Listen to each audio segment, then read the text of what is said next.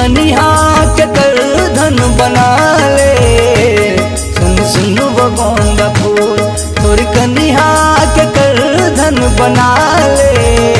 सुन सुन वो गोंदा फूल सुन सुन वो गोंदा फूल ते हवच ब्यूटीफुल।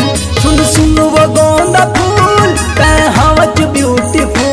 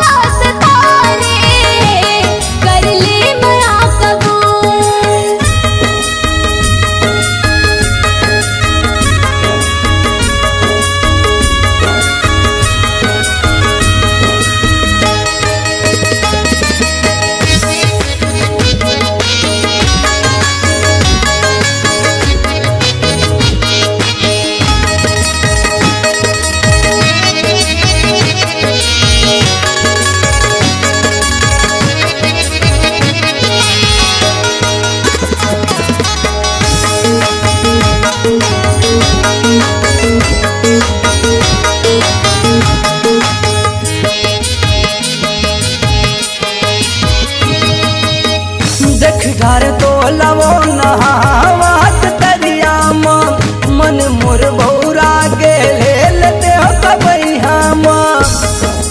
रानी तोर माया माँ मैं हो गया हूँ दीवाना।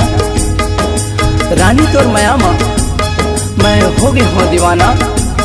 तोला देख देख के धनेश के थे फलाना ढेकाना। देख डार तो लवो नहावत तरिया माँ मन मोर बौरा के ले लेते हो कबैया माँ। मन मोर बौरा के ले लेते हो कबैया माँ। तोरी कनिहा के कर धन बना ले।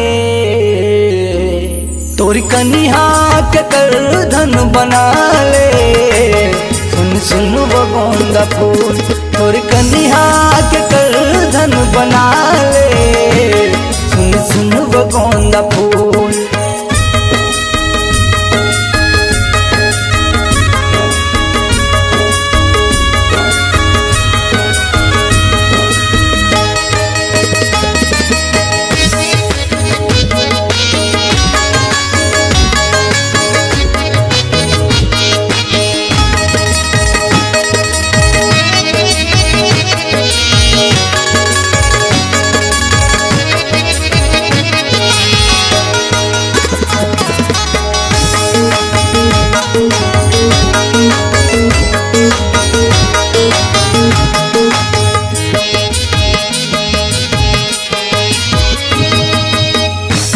दिन होगे राजा मिले नहीं तोर संग का।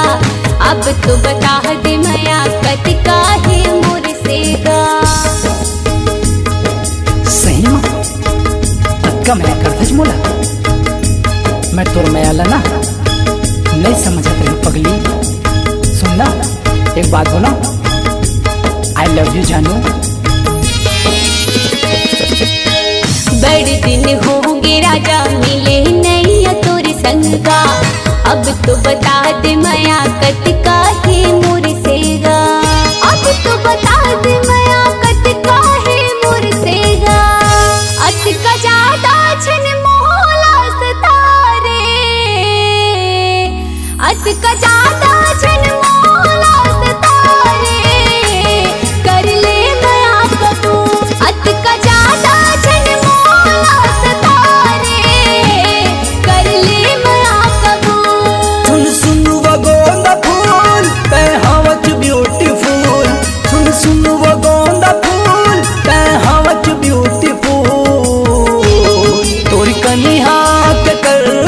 बना ले। सुन सुन वो गोंदा फूल तोरी कनिहा के कर धन बना ले। सुन सुन वो गोंदा फूल। अत का ज्यादा छन मोहला